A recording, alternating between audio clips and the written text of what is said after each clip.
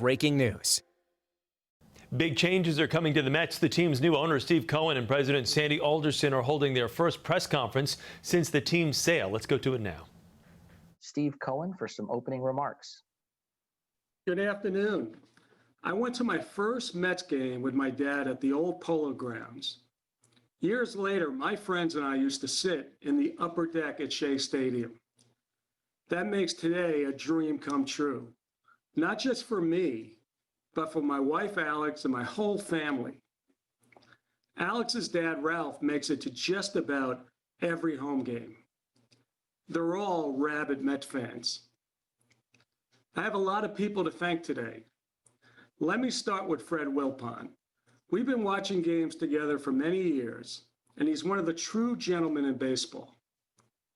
Thank you, Fred, for bringing me in as a minority owner back in 2011. And thank you for your support as we transition the ownership of the team. I also want to thank Commissioner Manfred and my fellow owners for their guidance and support. And finally, I want to thank my fellow Met fans, the greatest fans in baseball. Your support has been incredible.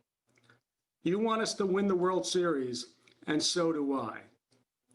New York fans have high expectations, and I want to exceed them. I want an exceptional team. I want a team that's built to be great every year. I don't just want to get into the playoffs. I want to win a championship. Now, owning a team is a civic responsibility. You hold the team in trust for the community and for the fans.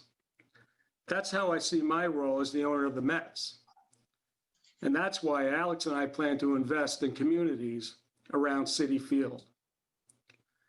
Alex is going to lead the Mets Foundation. She's done a great job leading our family foundation.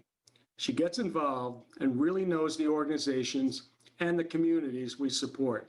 And I know she'll do the same here. Some of you may have noticed I've been tweeting with the fans. Our fans matter a lot to me. We may not always agree, but I will listen to what they have to say. I want Mets fans to have a great experience with us. You may ask what kind of owner I'm going to be. I'm going to be an owner who builds a team that has continued success. We want to create a blueprint for winning. We will hire great baseball people like Sandy Alderson.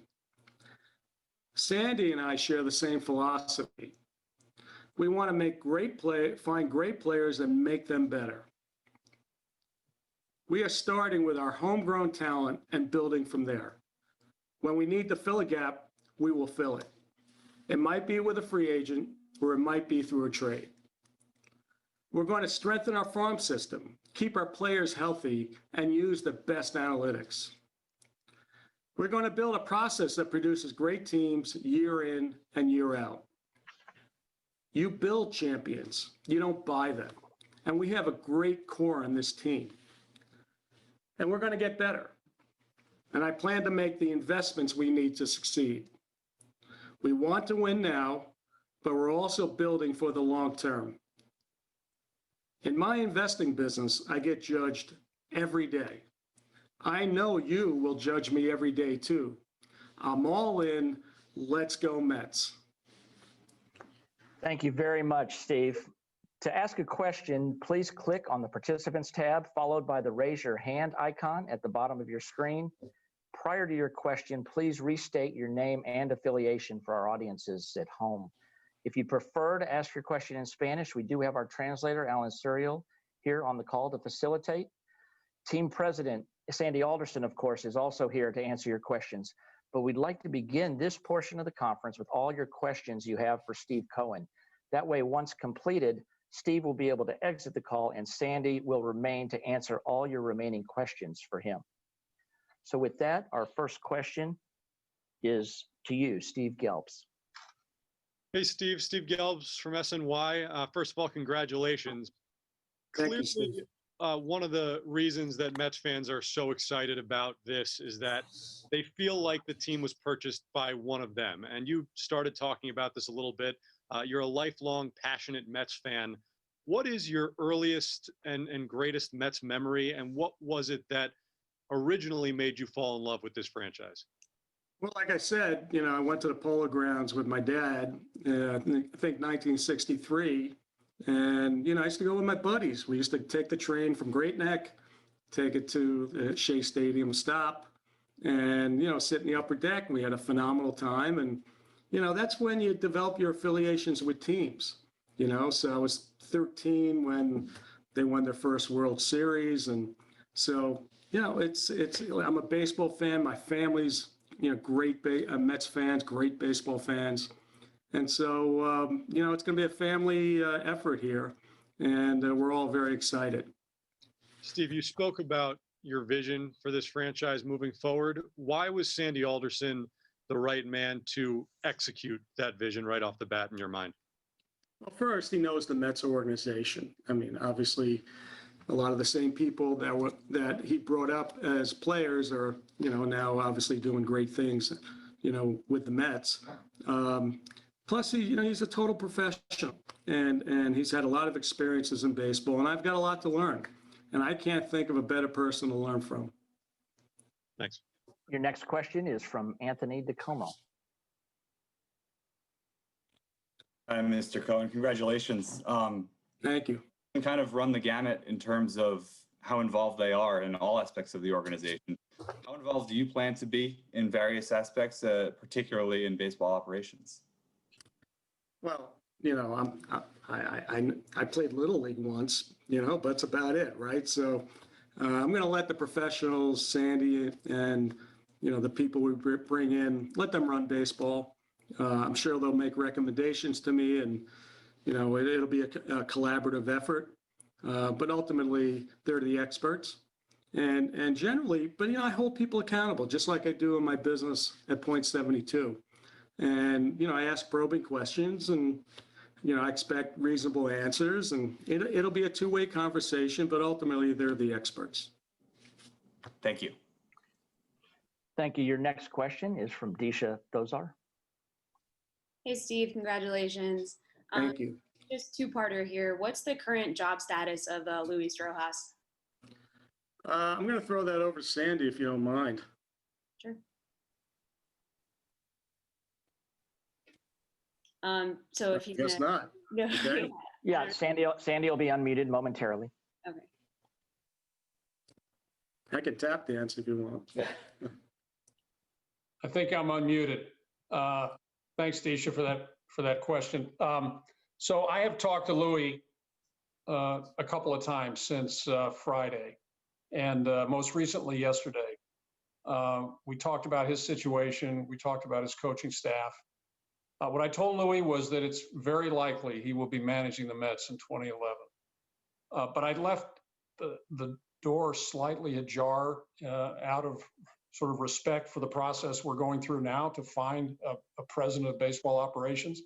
I don't want to foreclose that person from having some input, but I did have those conversations with Louis, and as I said, my expectation is that he will be managing the Mets in 2011. Thanks, Sandy. And then just one more for Steve, if I can. Just what was that moment like when the Wilpons announced in February that your original agreement to purchase the Mets had collapsed? And did that kind of just intensify your desire to eventually become the owner? Well, listen, I put a lot of time in trying to figure out if this was the right thing for me to do, and my whole team at my family office did a ton of work. So it was disappointing, because I really wanted to make it happen. And but so be it. It was a complicated transaction, and sometimes when things get complicated, they fall apart. And that's what happened then. And but here we are. We're sitting here today, and managed to work it out, and I'm really excited. Thank you, Steve. A reminder, if everybody, just for our audiences at home, if you could restate your name and include your affiliation. With that, the next question for Steve will be from Mike Puma. Mike Puma from the New York Post. Steve, as you mentioned, you've been a minority partner for several years. I'm just wondering, is there any point you became frustrated with the manner the Wilpons were running the team? Well, listen, I'm not going to, I'm not going to comment on, they own the team, they can do what they want. And I was a minority owner, so I sort of equate a minority owner to being like a season ticket holder. Okay, you don't really have a lot to say, so so that was that, but here we are today, and now I am the owner, and so I get to be in charge myself. And for years, the complaint's been the team doesn't spend enough money. Which seems the team's in a position now to spend a lot more money if it wants to. I mean, where could you see the payroll going conceivably? Well, I'm not going to talk about a budget today. Sandy and I have been in conversations on that, but what I do believe is this is a major market team, and it should have a budget commensurate with that.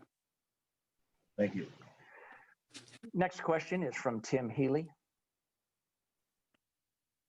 Hi, Steve. I'm Tim Healy from Newsday. Yeah, I was just curious, owning the Mets, having the Mets, do you see that as more of a business like Point72 or a hobby like collecting art? Well, the amount of work that's going to be required here is, more than a hobby. But I don't consider it like Point72. I consider it something that I'm essentially doing it for the fans. I mean, when I really thought about this, I can make millions of people happy, and what an incredible opportunity that is. And so, that's how I'm thinking about this. I'm not trying to make money here. Okay, like I have my business at Point72, and I make money over there.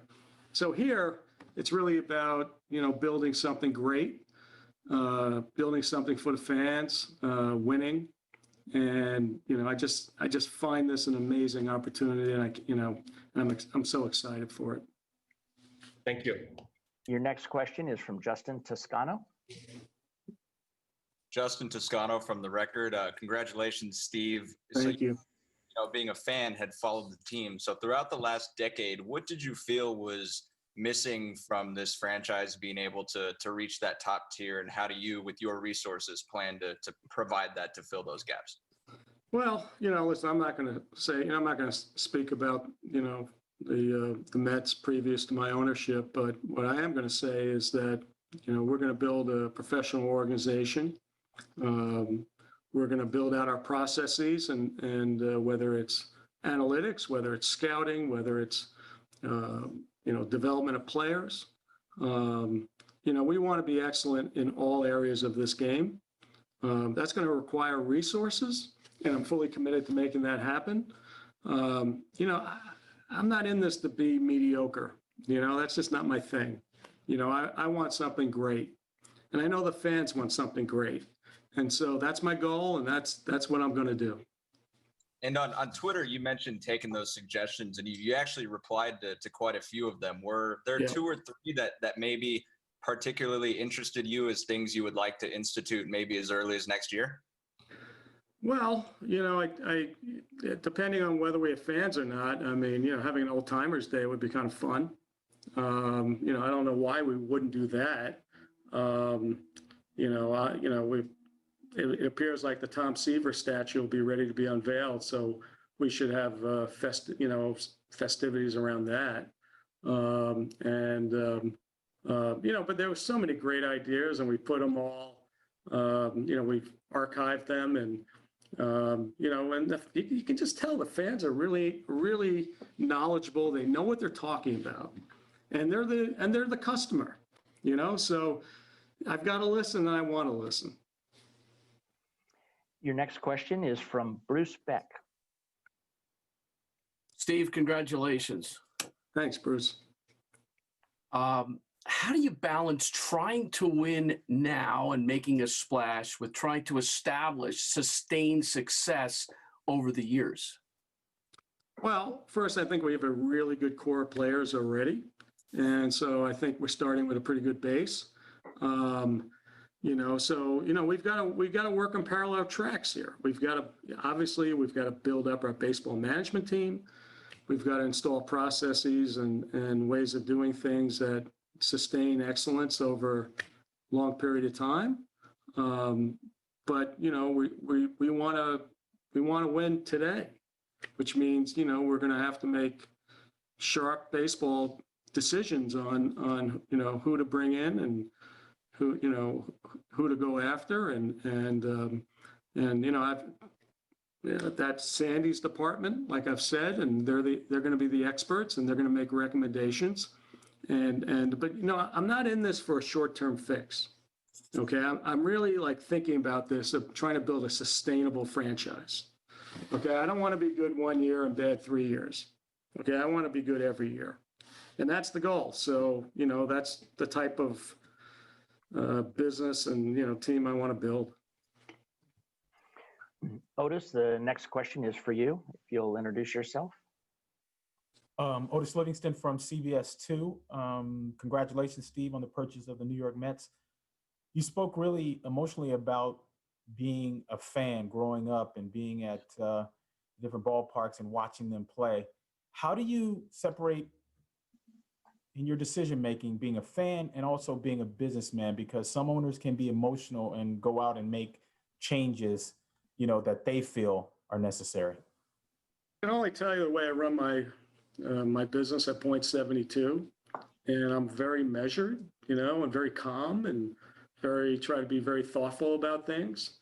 I think impulsive decisions tend not to work, and so I want to make sure there are checks and balances within the organization, so that I want my people to feel like they can feel comfortable and tell me, hey, if I feel this way and they feel differently, I want them to tell me, and that's how good decision making is made. I may have a thought, they can shoot it down if they want, like I said, I'm the new guy at the table here. All right. So I got a lot to learn. And so that's why I need to surround myself with real professionals, and I'm a pretty quick study. So, over time I'll get better, and I'm not worried about that. Saying that, I've got a day job too. So I've got to make sure that, that the team is operating, at full power, even when I'm doing my day job. So, and I anticipate building that. And also, as a fan, how much is it burning inside of you to not only bring one World Series to Queens, but multiple World Series titles? Well, the way I look at that is you win one, you got to win one first. All right. So you got to get started.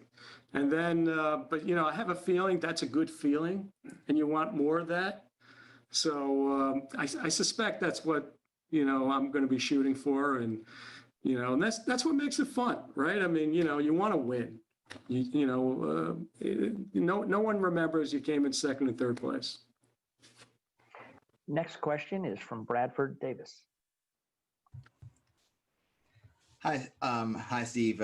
Bradford Davis, the New York Daily News. Nice to meet you, and congratulations. So I do know, a number of Citi Field workers were excited about the financial support that you had, reportedly committed to them, as many of them aren't working the normal shifts at the park. Do you have a timeline for providing that support? Maybe that might be a question for your wife if she's running the foundation, but I did want to ask that. So I didn't really fully understand the question. So. I apologize. To restate, I know that a number of Citi Field workers were excited about the financial support that you had reportedly committed to them while they're not working the usual shifts at the park, the consequences of the pandemic and everything. And I was curious if you had a timeline for providing that financial support to, out of work Citi Field employees. Well, I mean, I think we committed to doing that. I own the team, so that should start fairly soon.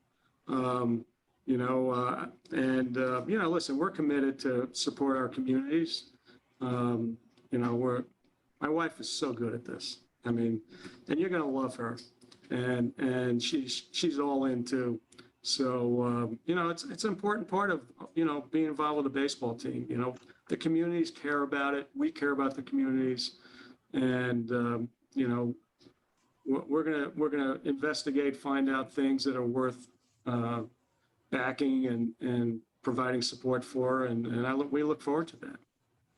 Thank you. And And just to follow on just, community involvement, obviously this was a crazy year between the pandemic, but also the many protests that even baseballs, became a part of with the Black Lives Matter movement and everything. And I'm curious how you see the Mets organization under your leadership, being a part of this broader sort of conversation and activism on social justice. Well, listen, I mean, I think these are important questions that, America is discussing. Black lives do matter.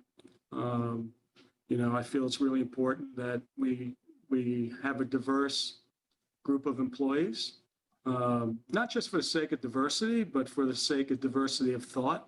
People come from different backgrounds. And I think it makes for a much more richer environment to have people from, different walks of life. If my players want to express themselves, they're entitled to do it. It's freedom of speech. The only thing I ask for is if they're going to do it, just make sure when you're between the lines, you give 100%. Next question comes from Ron Blum.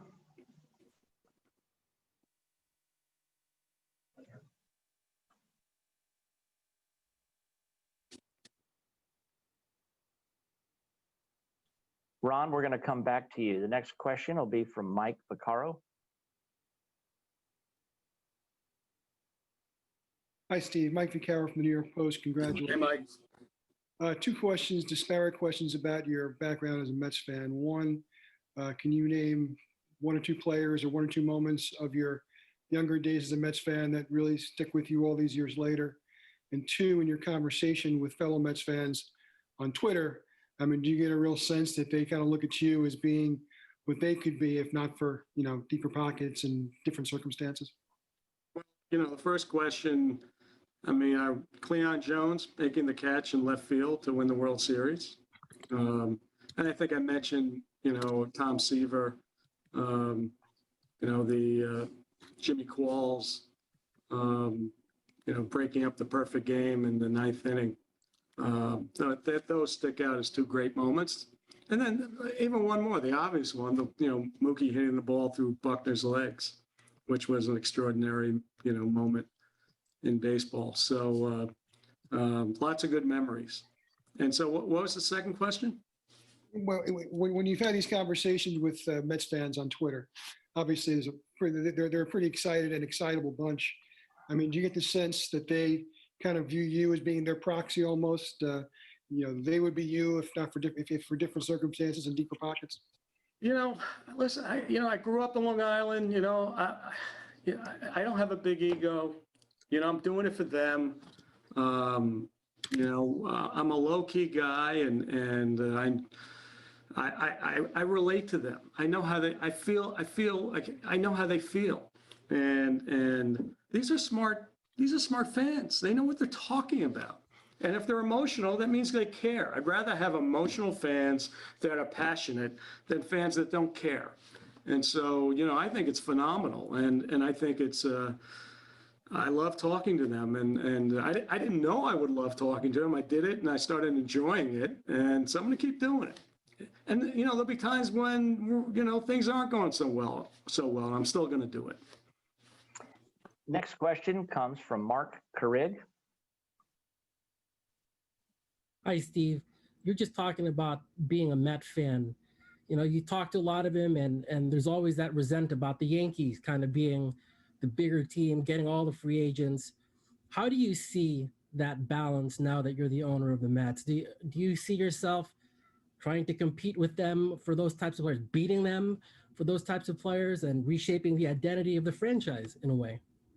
I'm not competing against the Yankees, okay? This is the Mets. We're going to create our own excitement. I'm competing against, 29 other clubs in MLB, all right? So, it comes down to, us making good decisions, being, taking advantage of opportunities that arise, which we're going to do. And, I'm a very motivated, very proactive type of guy. I just don't sit back and just accept mediocrity. And so that's, listen, you got to set goals. got to set goals for the team. You got to set goals for the fans. We should set high goals. We shouldn't accept, just making it to the playoffs. That's not good enough. And so that means we're going to have to go out and get great players, develop great players, provide them with the resources that they're going to need, in all parts of the organization. That's what we're going to do. When setting goals, how many seasons will you be pleased with in? Like when the Mets win the World Series, like is it going to be 1 year, 2, 3? Like what is your standard for that? Well, only one team wins the World Series every year, right? So that's a pretty high bar. Mm-hmm. But if I don't win a World Series in the next 3 to 5 years, I'd like to make it sooner. Then obviously, I would consider that slightly disappointing. Thank you. Thank you, Mark. Representing, of course, The Athletic. The next question is from Justin Walters.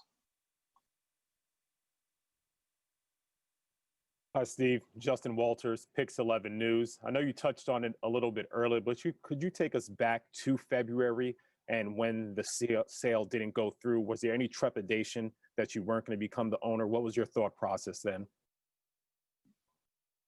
I mean, like I said, it was a complicated deal. And not only that, but I was already starting to think about COVID too, and wondering if there was actually, how that might affect the deal too. So I'm not even sure it would have gone through in the end. And so it didn't happen. Sometimes deals fall through. And it's not a fault to anybody, just that's the way it goes. And all you can do is give it a shot. And, and like I said in my statement, I gave him my best shot. And lucky enough, I had the opportunity to come back and get involved, and here I am. And one more, you mentioned about wanting to be a winner. You do a timeline of hopefully winning a championship in 3 to 5 years. How should your tenure as an owner be judged? Should it be simply if you guys win a championship, getting into the playoffs? And do you think fans will hold your feet to the fire if those expectations aren't met? Well, if they're not met, then they should hold my feet to the fire. Listen, in the end, I'm not hitting the baseball, okay? All I'm doing is providing the resources to my management team, and ultimately, I got to be held accountable for that. And so it's not easy winning a World Series, but like I said before, you got to set high goals. Next question is from Tyler Kepner. Yeah, hi, Steve. Congratulations. Thank you.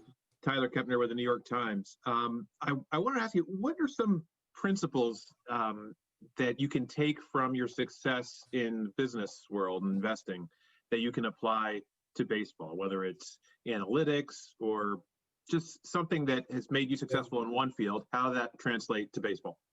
Well, actually, the irony, there's a lot of similarities between my hedge fund and a baseball team. I mean, I hire young people, and I have an academy. The Mets have an academy in the Dominican Republic. We take great pride in developing our people at Point 72. They come up through the organization. That's exactly what's going to happen, as players come through the farm system. I provide them lots of resources so they can do their job as effectively as possible. That's what I expect to do with the Mets. Sometimes we go out and hire people from other firms. Similar to the Mets, they'll go out and sign free agents. So there's a lot of similarities, and it's really about talent and developing talent and putting the best people out there that you can do on the field and in the organization too. Is there anything that you'd like to see in terms of analytics or bringing the Mets up to speed with other trends around the game? Is there any emphasis there? Well, I mean, that's part of the one of the areas that we want to upgrade. I use data and analytics in my business at Point 72, and and the Mets do that today. So we want to build on that and provide all the resources and the amount of people you need to have a quality analytics department. These are all little edges that you can get by having analytics, and I don't want to give them away to somebody else. Next question comes from Dave Lennon. Hi, Steve. Congratulations. Thank you. This is Dave Lennon from Newsday. I know you gave kind of a vague answer to the expenditures you might have or investing in the team payroll, and you said you're going to spend like a big market franchise. You know, there's big market franchises, and then there's big market franchises. Do you see like that luxury tax threshold as a suggestion when it's around $200 million? And you know, do you see yourself as more of the upper echelon of the Dodgers and Yankees type of spending teams? Well, you know, listen, we're trying to formulate those thoughts today. I mean, you know, I can promise you we're going to act, like I said, like a major market team. Are we going to act like drunken sailors, you know, in the marketplace? No. Okay. So, you know, listen, I want to be thoughtful. You know, you can spend a lot of money today and then tie up your team in bad contracts for the next 5 years. Okay. Which, you know, so that's part of building a sustainable franchise. You want to make decisions, not what works for the next, you know, 60 games, but works for the next few years. And so, you know, we want to be thoughtful about it. I think that, you know, we're in an unusual market today, you know, given COVID, where a lot of teams might, and we're starting to see players, you know, maybe being offloaded because of financial concerns. And I think Sandy and I want to take advantage of that. So I think there'll be lots of opportunities. I think teams are going to want to talk to us, and we'll see what's available. Thank you. Next up is Maggie Gray. Hi, congratulations. This is Maggie Gray from WFAN. And you're buying a team that has 3 fourth-place finishes in the NL East in the last 4 years, hasn't made the playoffs since 2016. How close do you think this team is? And I have a follow-up. Well, you know, I think you can maybe ask Sandy that, you know, he would have a better sense. You know, I mean, my sense is that we have holes to fill. And, you know, clearly we need to, you know, fill catching, and we need to, you know, we need more pitching. We have a pretty good core of core offensive players. I think that, you know, so we have good young players. You know, we have the best pitcher in baseball. I think that helps a lot. So we have a lot to build around. And so, but, you know, we came in fourth 3 years in a row. So, you know, the results speak for themselves. My follow-up question is, it seemed like a pretty spirited competition between yourself and the other bidders for the Mets. Yeah. Who were the other bidders? I don't remember. Maybe someone you might have heard of, Alex Rodriguez, Jennifer Lopez, you know, minor figures really, but just kidding. Have you heard from A-Rod or Jennifer Lopez since this has all resolved itself and you have now owned the team? I haven't, and, you know, but I certainly wish them well. Next up is Ed Coleman. Hey, Steve. Ed Coleman from WFAN, WCBS. Congratulations. Thank you.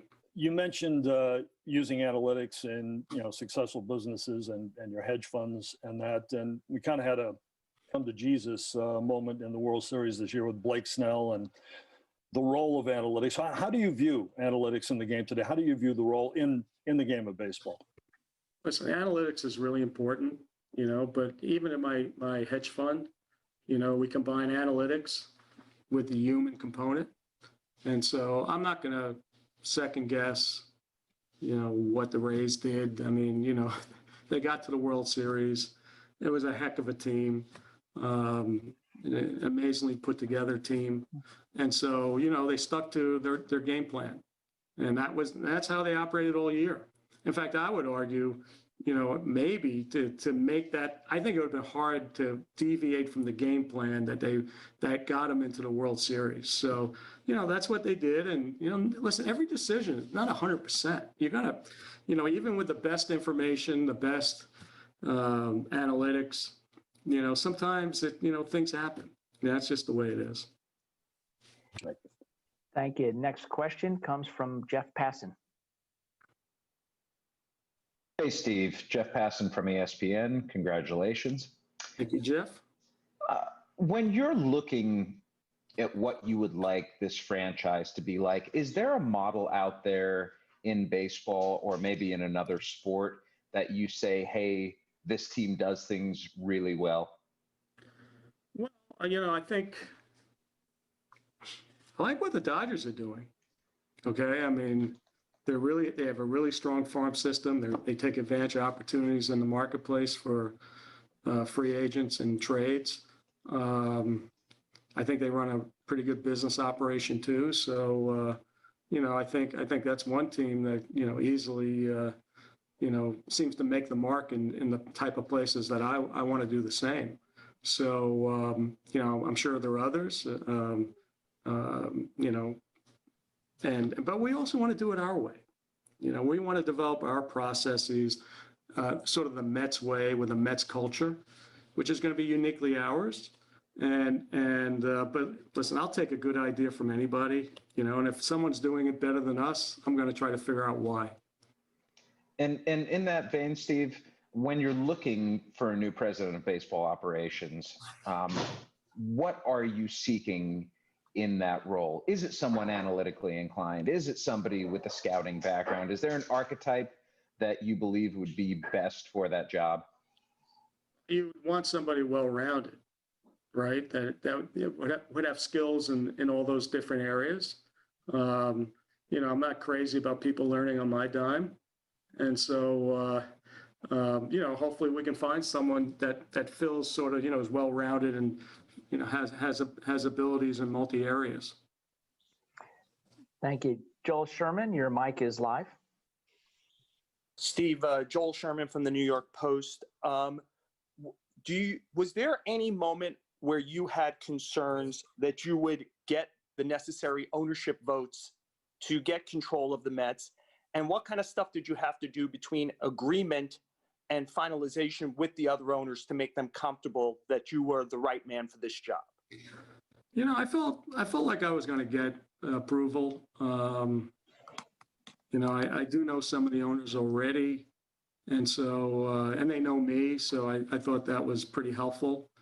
So I wasn't really worried about it. I felt pretty good about it. Does it bother you at all that, I mean, not every vote could be for premier of North Korea, but you weren't unanimous here. Does that bother you at all that you came in with some people at least having doubt if you were the right person to be the steward of this team? Listen, I can't speak to what they were thinking, and all I know is I did get 26 votes, and you need 23 to be an owner, so I accomplished my goal. Next question comes from Tim Britton. Hi, Steve. This is Tim Britton with The Athletic. Congratulations. Thank you, Tim.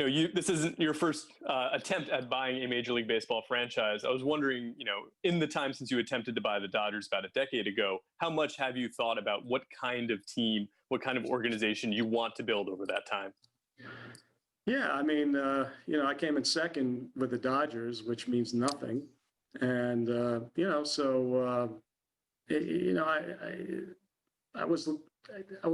not easy to find a team that you actually, I didn't want to travel to certain cities and so I actually felt there may be I may never get another opportunity to own a team that I would want to own.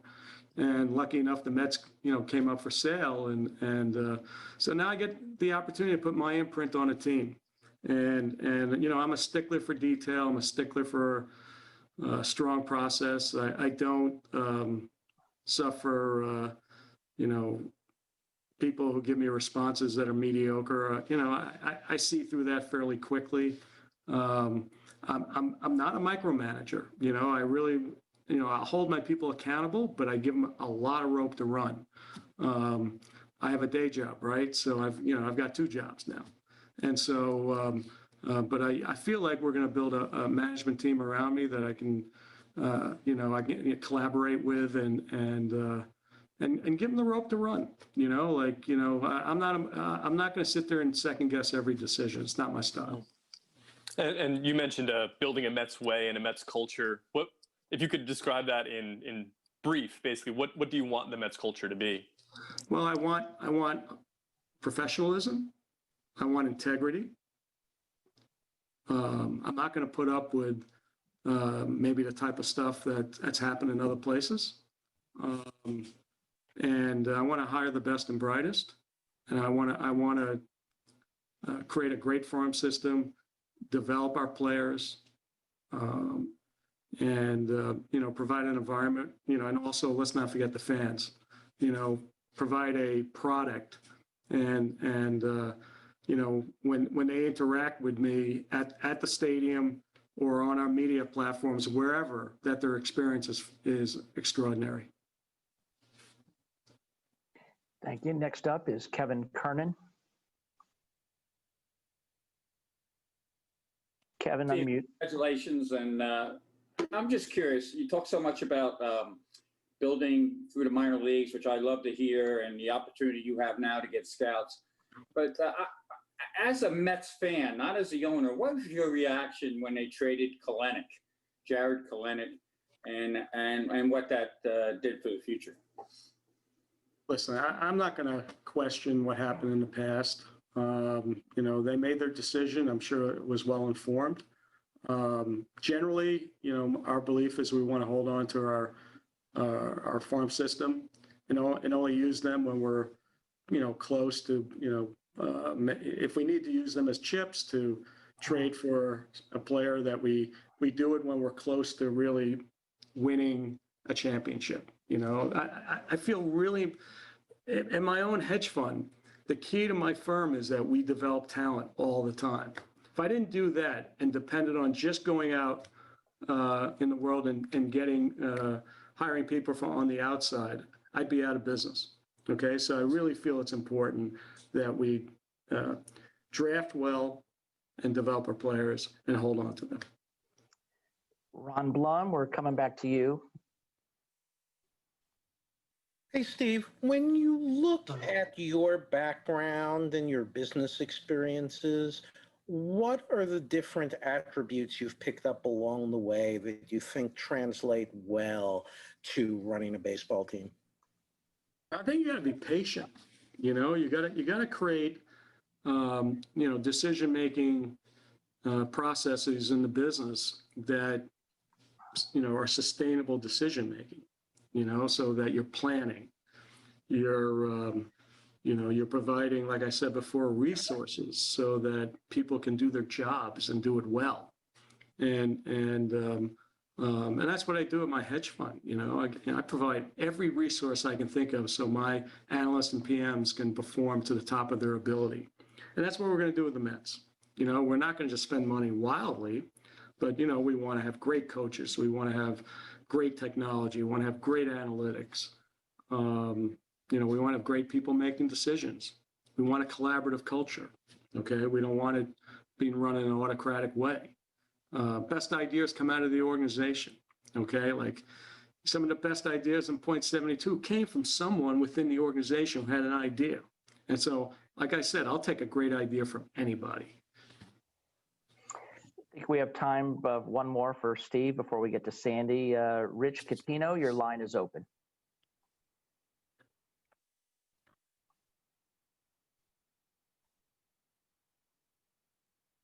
Rich, please unmute. I think Rich left. He gave up. All right. We are going to then move on to Bob Clappish. We will wrap up Mr. Cohen with you. Bob, your line is open. Hi, Steve. It's Bob Clappish from Star Ledger and NJ.com. Congratulations.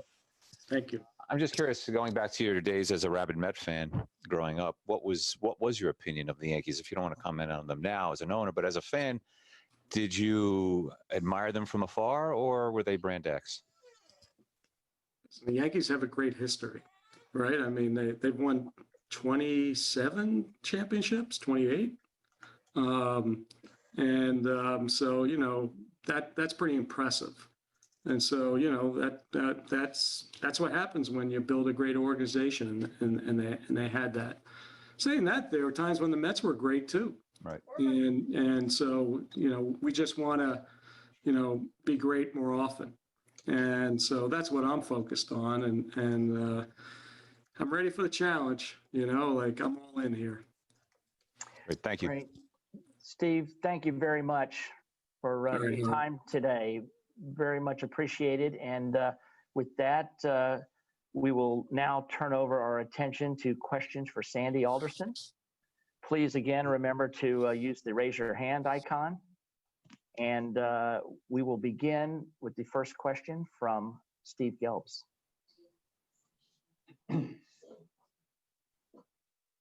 Hey, Sandy.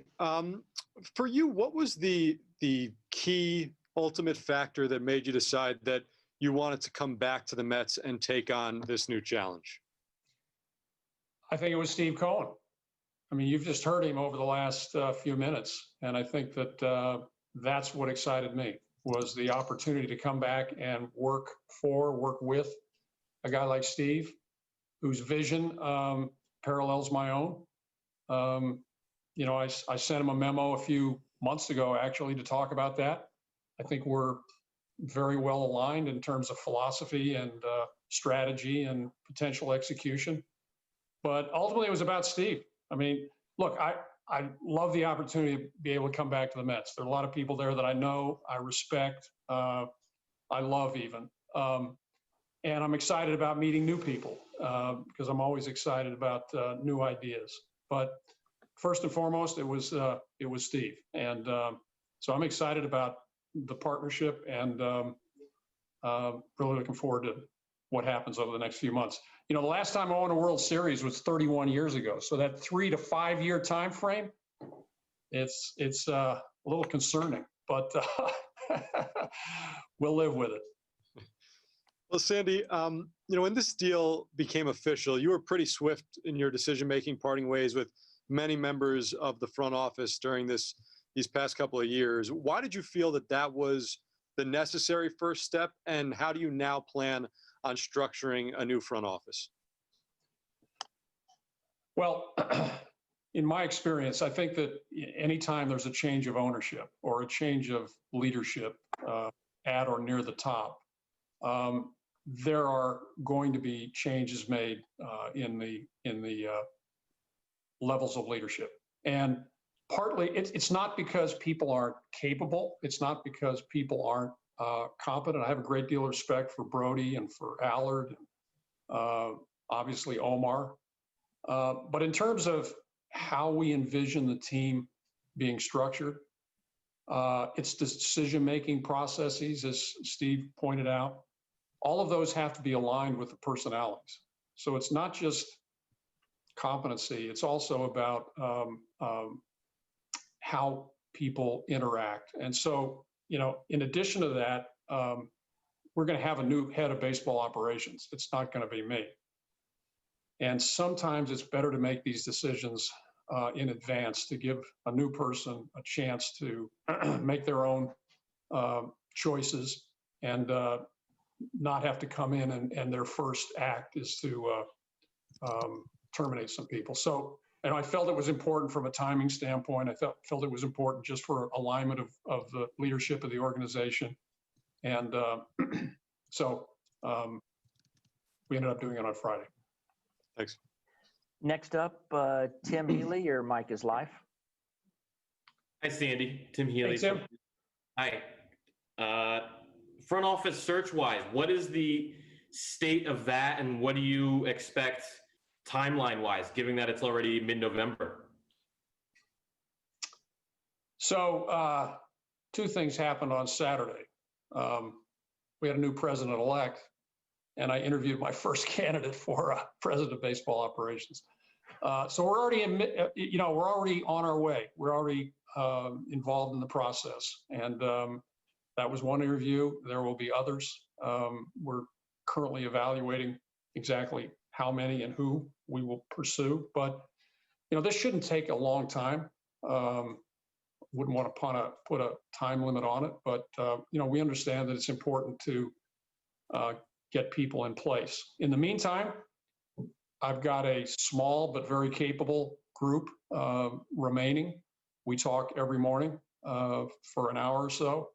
I have already been in touch with agents for free agents. I've talked to some of our own players currently, and I've also reached out to Luis Rojas. So there's a lot going on, most of it behind the scenes, but I don't think we're behind at all. And particularly this year with, I think, what will be a slower developing free agent market, together with a sort of a additional market that will develop at the tender date and through the trading period. So it's going to be exciting. There are a lot of different options. I think Steve pointed out we want to be active in all of those areas, and I think we have the resources to do that. And you mentioned sending a memo to Steve a few months ago to, I think, talk about the Mets. Yeah. When did that happen, and were you looking to come back? Well, this memo happened well after we'd had our first conversations. And so I thought in order for Steve to be comfortable with me, that he needed to hear some of my thoughts. And so, I put together something that I thought would encapsulate my thinking and hope that it would align with his. And ultimately, I think it did. But what's important to me is not having a job, but having an opportunity to create something really special. And I think with Steve, and you've just heard him, I think with his, not just his intellect, but his thought processes and enthusiasm, together with what I think is the appropriate way to approach all of this from a philosophical, a strategic, and a sort of an execution standpoint, I'm really excited. And with that memo, I think we understand each other pretty well. And as I said, I'm really excited, and I think that we're on the right page and we're heading the right direction. Ed Coleman, we're going to come to you next. Hey, Sandy, welcome back. Congratulations. Good to see you. You mentioned the head of baseball operations that you're looking at now. Can you go through a couple of things here? Can you go through like the pecking order? Is there a general manager under the head of baseball operations? And what is the input from people as far as that and the manager as well? So first of all, Ed, good to see you again. If I put on my reading glasses, it'd be like looking in a mirror, okay?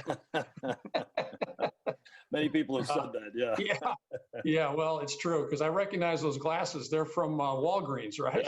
Yeah. No, CVS. What? Okay, all right. So we both shop at the drugstore. So with respect to the president of baseball operations, I think that what we're looking for is the most accomplished baseball person we can find. And from there, the rest of the structure will flow. So it's very possible that we'll have a general manager beneath that person. But I think that, we're going to allow that person to have some input into how the structure ultimately is created. So, I've got some ideas, but they're more general. We want a very collaborative organization. I'm not going to make the baseball decisions. I expect to have a seat at the table, but I don't expect to be, seated at the head of the table. So we're going to have a process. It's going to be collaborative. This person is going to have a lot of runway, and we're going to build the organization around him. Now, I think we've got some very capable people in-house, and so it's not as if we need to start from scratch. But once we get that person in, then I think we'll figure out exact roles for existing personnel as well as some others that we may bring in. But, I'm very excited about that. As far as, the manager is concerned, with the caveat that this new baseball leader will have some input into the managerial decision. I've told Louis that he's very likely our manager in 2011. And so 21. 21, I'm sorry. So,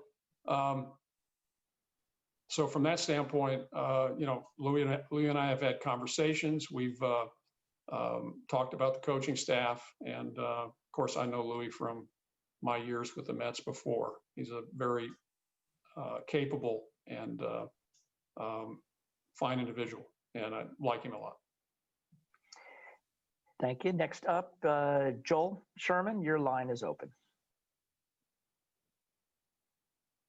Sandy, I know Steve Cohen tried to dance of trying not to compare previous administration to this one, but you literally worked for one and now you work for the other. And I wonder what you think is different for you now that this is something you want to do. Well, first of all, let me say that but for the opportunity that the Wilpons and Saul Katz gave me back in 2010, I wouldn't have had this opportunity. So, what I hope is to be able to build on the experience I had before. There's no question that their ownership styles will differ. There's no question that there will be differences in the way we operate, the differences in our emphasis and overall sheer capacity to do things. But what brought me back, as I said before, was Steve. I think there are immense possibilities in connection with this team. I don't go back to the Polo Grounds in my relationship with the Mets. Probably my most memorable moment is Wilmer Flores hitting the ball out on a Friday night. So I'm a latecomer to the game as it relates to the Mets, but I'm no less invested, not only in terms of my professional commitment, but also emotionally. So I'm excited. I told the employees earlier today, this is an optimistic moment. I mean, for a lot of reasons. We have new ownership. The background is maybe we found a COVID vaccine. We got the election behind us. It's the Marine Corps birthday. It's a great day, and I can't tell you how excited I am to be part of what's going to happen going forward. Sandy, can I follow with one other thing? Sure. What do you believe is the core value of the team as a contender right now? Like, where do you place it? And therefore, how do you handle this offseason to augment it if, for example, you think it's the core of a high-end contender? Well, I think that, we have some real strengths. I think from an offensive standpoint, there are definitely some first division championship pieces. Jacob deGrom is by definition an ace. He's the definition of Cy Young, if you will. There are things that we do well. There's things that we don't do well. We need to shore up some positions. Our pitching staff is thin. Our depth at AA and AAA is thinner. The bullpen has been inconsistent. We have needs behind the plate. Our team defense is, and honestly, I'll take some responsibility for even the team defense as it exists today, from the emphasis that we put on offense years ago. So there are a lot of things that we need to do, but I think there is a foundation there, and I think if we can add the right pieces this year, and Steve has indicated that we'll have the opportunity to do that, we can be pretty good pretty quickly. And that's my goal for 2021. Next up is Dave Lennon. Hey, Sandy, welcome back. Thanks, Dave. I'm curious, you've known a lot of owners in multiple sports probably too. Have you ever seen quite the dynamic that Steve has as far as a lifelong fan, with the type of resources that he has and his knowledge for trying to put together a team? He seems to be kind of in a unique category. No, I would agree with that. I think that, his history, his passion for the team that goes far beyond just this ownership bid, his resources, but also I think his success at point 72 and the way in which he sees similarities with the team. I've always said, for a long time. There are more similarities between baseball and other businesses than there are dissimilarities. There are some things that are different. You know, there's a different vocabulary. There's a different set of, there's a different calendar. There are differences, but not that many. And I think what you see over the last 10 or 15 years is teams like Boston, teams like Tampa Bay, teams like the Dodgers, recognizing those similarities and adapting them to the baseball industry. And that's what we want to do. And I think that, you know, we have the opportunity now, not only to, you know, adopt things from, you know, the broader baseball community and for business generally, but from what's been really successful for Steve. And I think he articulated some of the things that are transferable, and that it's not so much, you know, it's not people, it's not hardware, it's ideas. It's an approach and an emphasis on you know, how you run the business, how you make decisions, and you know, how you achieve the professionalism across the board that I think is part of what we want to create with the Mets, is part of their reputation. We want to be, you know, we don't want to just be known for winning. We want to be known for how we win. And I think that's the difference between, you know, a great franchise and also a sustainably successful franchise, and one that, you know, is hit and miss. So, you know, the Mets are they're a storied franchise, if you will. Some of the stories have been good, some of them have been bad. If we want to be an iconic franchise, which I think we are capable of doing, we have to write more good stories than bad, and occasionally we have to write a really epic story. And you know, that's what excites me about these next few months and years, because I think we have the chance to do that. Tyler Kepner, your line is open. Thanks. Yeah, welcome back, Sandy. Good to see you again. Yeah, thank you. You may have gotten around to some of it in that answer, but the very first thing you said is that your vision, Steve's vision, parallels my own, I think is what you said. How so? Well, I'm going to read something from the memo that I, you know, wrote for Steve, I don't know, several months ago. First page, second paragraph. I'm afraid to put on my CVS glasses, but I'm going to try to read this. A vision for new ownership: to create an iconic Major League franchise respected for its success, competitive and financial success, and how it achieves that success, and for its commitment to fans and community. So, okay, it's a vision statement.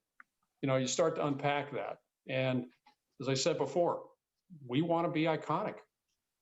The Mets have a chance to do that. I'm not sure you can be iconic in most parts of the United States, regardless of, I mean, it's hard to do in a place that's not New York or Chicago or LA. It's been done, but we have that opportunity, in part because we're well located. But in order to get there, we've got to be sustainably excellent. That's the way we get there. The Yankees and 27 or 28 or how many championships they have, they're iconic. We're not using them as a benchmark, but I think there are examples for what we want to achieve, around the country in various sports. The thing that's really important to me as well, though, is being respected for how we get there. And so on page 2 of this little memo, it was about that piece of it. And, we want to be, I hate to use some of these cliche words, but, we want to be authentic. You're going to hear from me, and, you're going to hear from Steve. You just saw Steve. I think he came across as pretty authentic. We're going to be out front. We're going to want to communicate. We want to be professional. We want to be collaborative. We want to be innovative. those are all kind of cliche. The real question is, how do you execute on that? It's easy to say it. We all say we want to build a good farm system. Well, how are you going to do that? I mean, the real proof is in how you actually go about doing it. And so we're going to have the resources. So first of all, you have to have capacity. You got to have enough people. You got to have the technology. You have to have the ability to run the analytics. You have to have a big enough scouting staff. On the business side, you have to have enough people selling tickets. You have to have enough people who are able to man all the social platforms, et cetera, et cetera. We want to be a fully built out professional organization. And in the meantime, treating our employees in a way that they have pride, not only because they happen to be affiliated with the Mets, but because they have pride in the way that the Mets function and ultimately, their performance. So, with employees, so I get on with all you guys and it's on TV and all that sort of thing. We all make impressions on fans. Steve does, I do. But actually every single person who works at the Mets makes impressions. And the Mets reputation is a sum of all those impressions. And, I get an opportunity to make more impressions just because it's in the media, but every one of us has a chance to make impressions. And so, I hope I empower our employees across the board, baseball and business, to make those impressions and feel good about the fact that they represent the Mets. And not just because they're fortunate enough to be working in sports, but because they feel they're really fortunate enough to work for the Mets. How much did it hurt you that, the Mets have acquired, maybe earned this reputation, for making some, I don't know how you'd put it, but some questionable decisions or crazy things that happen and LOL Mets, all that stuff, all about it. Like, how much did that hurt the pride of working for the Mets and what the organization is supposed to stand for? Well, when I first joined the Mets in 2010, I remember walking by bus stops in Manhattan, and there were somebody had built an advertising campaign around the sort of ineptitude of the New York Mets. That didn't feel good. And we went about trying to change that perception. And for a period of time, I think maybe we were successful, but we can't do it just periodically. You don't change perception without some sort of consistently successful message. And that message comes from all the things that we do. It's not just making a trade, that turns out well or turns out poorly. It's all the other little things. It's the phone calls to fans. It's a sum of all of those impressions. So you don't change the perception without changing the reality. You're not going to. They're not often the same, but you're not going to have a positive perception for long if the underlying facts don't support it. So we have to do a lot of things well, and I think Steve is going to go a long way toward changing that narrative. I really do. It's going to give us some leeway. With the Mets often, or anything, I used to say this about the umpires. If an umpire makes a mistake, there are two different reactions that can result. The average fan will say, they all stink. They all make mistakes. They're terrible. They stink. But if you've created an environment where somebody can respond and say, you know what, these guys are great, but everybody makes a mistake once in a while. And so it's really about changing the underlying perception so that when things happen, they're not interpreted, consistently negatively or in some other fashion that doesn't put the team in best light. So, I'll stop talking, but I think that, we got to change the perception, but I think, Steve's going to give us a real chance to do that. Next up is Mark Carrig. Hey, Sandy, Mark Carrig from The Athletic. Just wondering, in the last year and a half, being away from day-to-day operation of the team, I guess, did that time give you a chance to sort of reflect on these philosophies that you're talking about And if so, I'm just curious, like, has anything changed in your worldview of how to run a baseball team? You know, just having that opportunity to have like that kind of away from the day to day. That's a good question. First of all, I don't think my view of how to run a successful baseball team has changed. I think what this will do is give me an opportunity to perhaps implement some of those ideas. You know, when I was with Oakland the last couple of years, you know, I wasn't directly involved in trade conversations. I mean, occasionally, but you know, they got a great baseball operation there. They didn't need me to, you know, help them with you know, their trade possibilities. What I really enjoyed though was talking with minor league staff in particular and major league staff, coaches and Bob Melvin, about the game, and not only about the game, but about some of these ideas. You know, I remember talking to the whole minor league staff one day about the importance of a coach having some curiosity. You know, one of the problems we have in the game today is that, you know, we have the analytic group and we have the scouting group, if you will, the traditional scouting group. And sometimes they talk a different language, but sometimes they don't even talk to each other. You know, one side might be resentful, the other side might be sort of not disrespectful, but, you know, unwilling to sort of admit the value. And we end up with, you know, at loggerheads. And to me, what curiosity means is that you're willing to grow in, you know, yourself, but also you're curious about people around you. You know, it's not empathy as much as it is, gee, having real respect for what other people do and an interest in finding out how they do it. And I think that's what we're going to try to foster with the Mets, not just in baseball, but in business as well. You know, we want people who are curious about others, because when you're curious about somebody else, there's a certain level of respect that goes along with it, and a willingness to be open-minded. And I think, you know, what we need is some of that open-mindedness, because that's the real key of how to blend the analytics and the human side. You're not going to get there without kind of a mutual respect for both parties. Anthony DeComo, your line is open.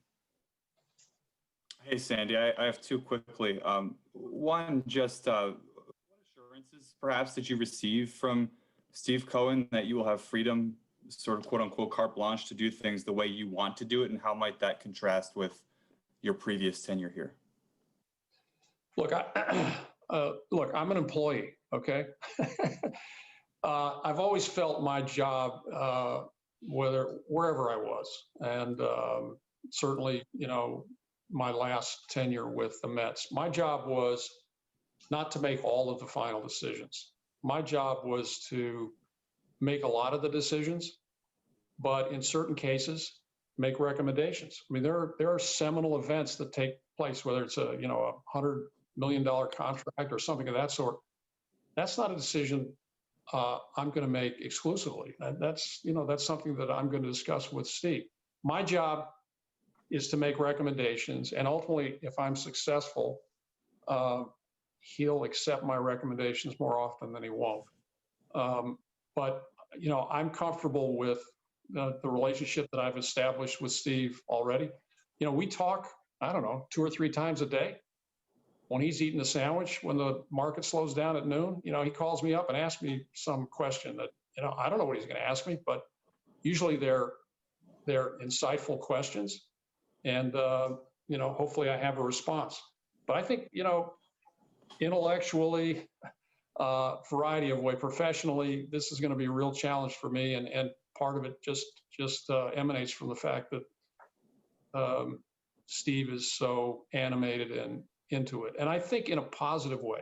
No, I don't think he's going to, as he said, he's got a day job, you know, and he probably needs that day job to pay for some of the, you know, potential losses we have with the Mets.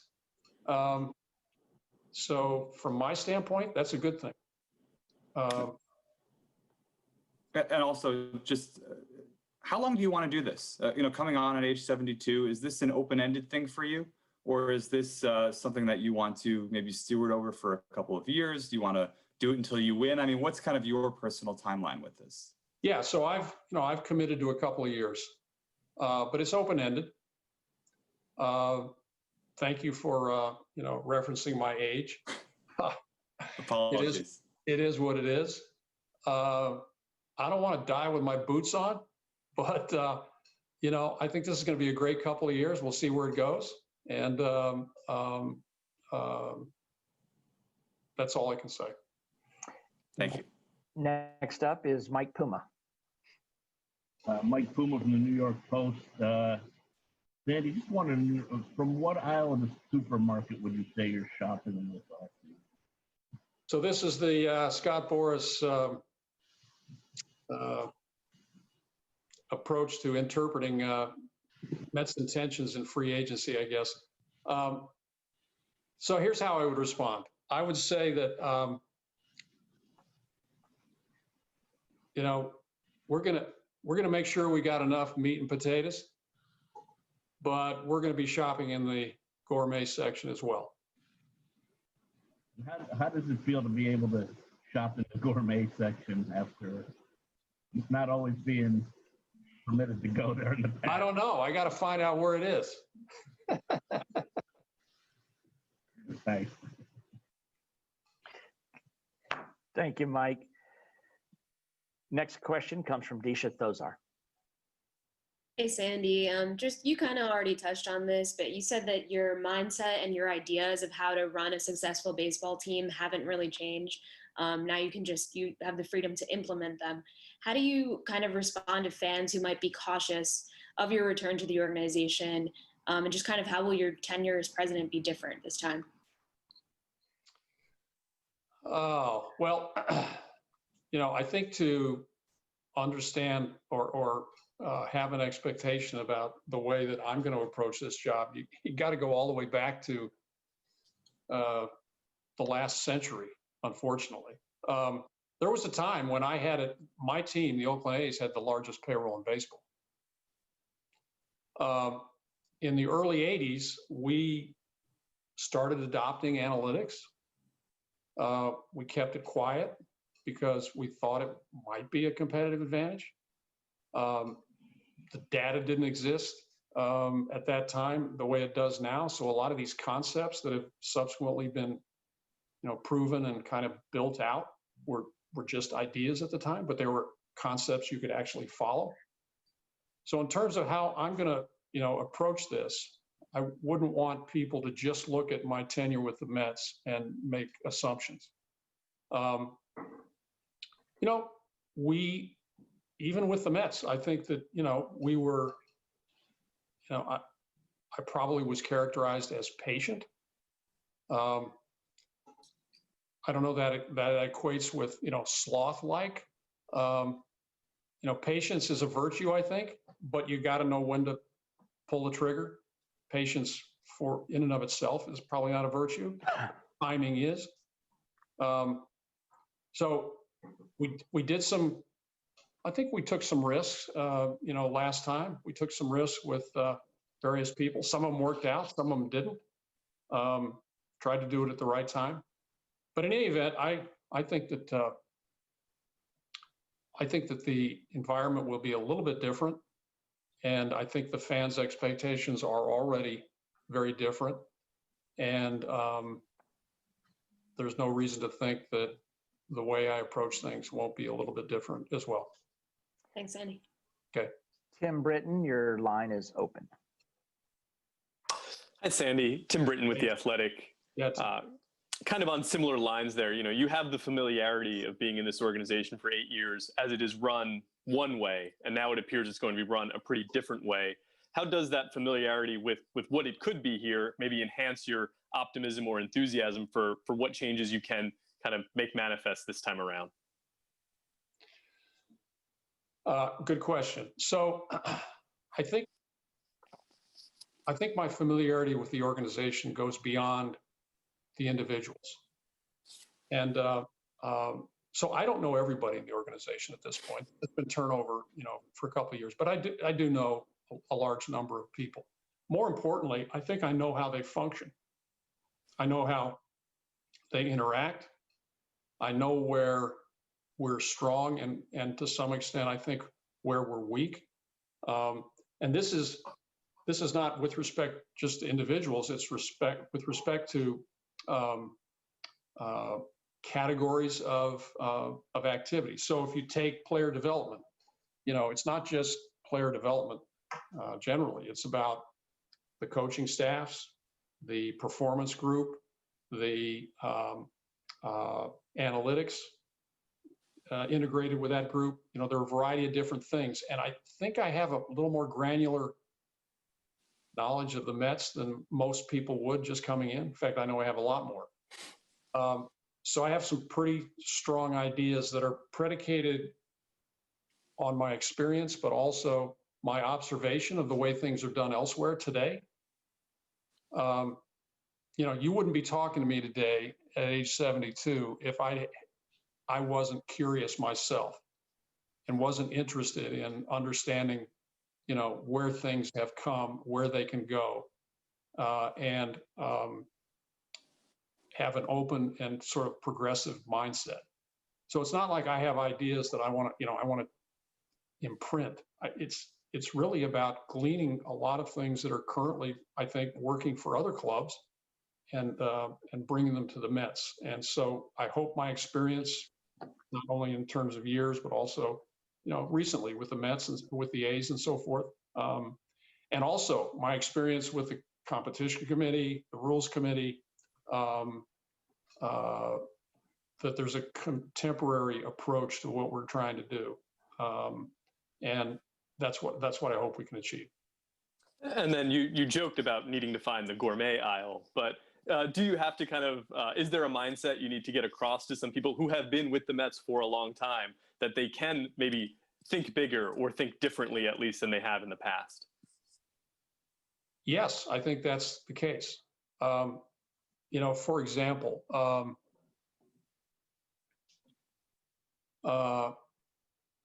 when Brad Hand was on waivers last week, 1 year, $10 million. If the timing had been a little bit different, we might have jumped on that. Now, is that a good deal? I don't know. It's probably overpaying a little bit. Who knows? But today, given what we want to achieve, it's not about how much less we can get somebody for. It's more about getting that somebody. Now, I don't want to create the impression that we're just going to go out and, sign a bunch of players. But I think we now can emphasize the acquisition rather than the cost. Does that make sense? Yeah. Thank you, Sandy. Next up is Ron Blum. Ronnie. Yes, Sandy. How did you first meet Steve? And what was that like? I first met Steve in New York in December of last year at a breakfast arranged by Andy Cohen, his right-hand person at Cohen Private Ventures. Andy is really the guy that got me involved in this originally. Andy was the guy who represented Steve at minority owner meetings at Citi Field. Andy's the guy that I got to know somewhat through those meetings. And, that was my original connection to Steve. So, we met in December. It was in connection with the first iteration of this transaction.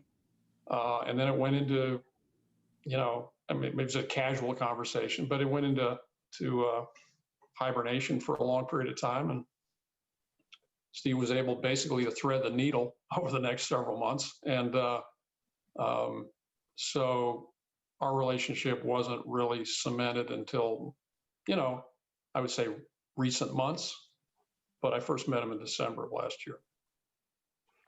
Next question is from Eric Fisher. Hey, Sandy, good afternoon.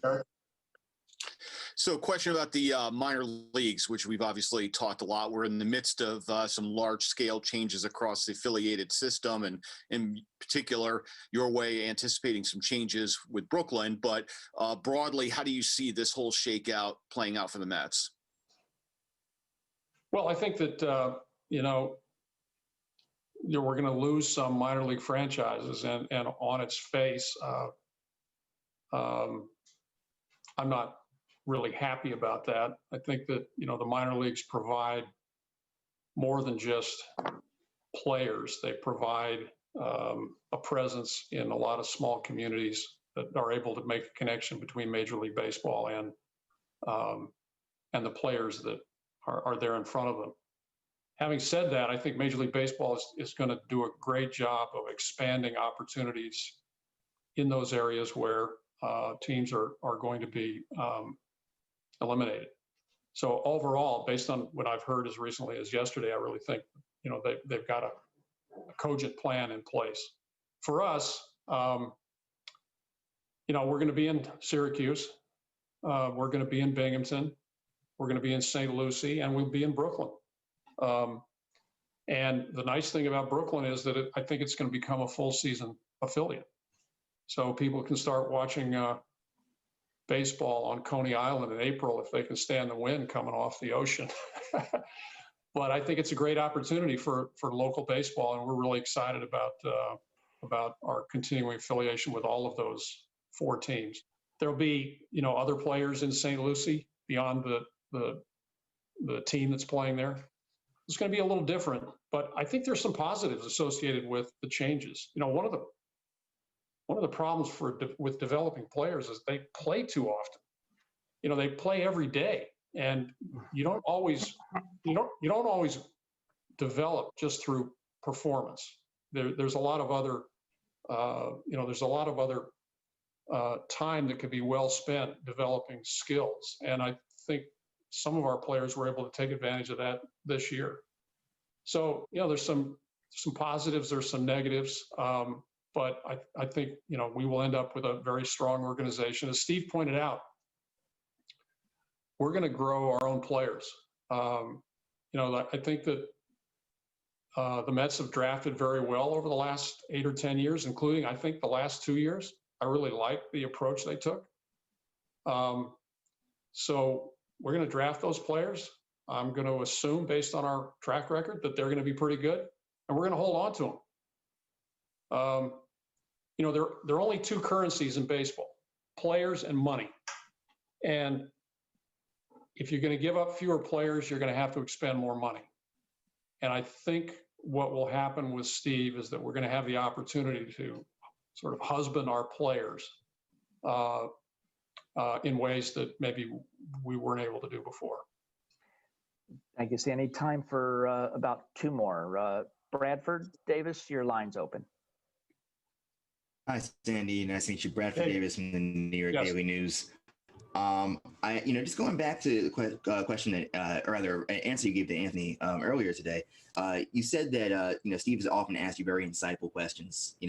As you guys are, building a relationship and building this team.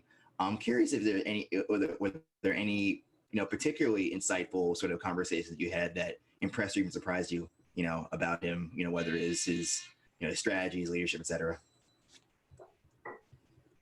Well, one of the things that's impressed me is just the dialogue that we've had.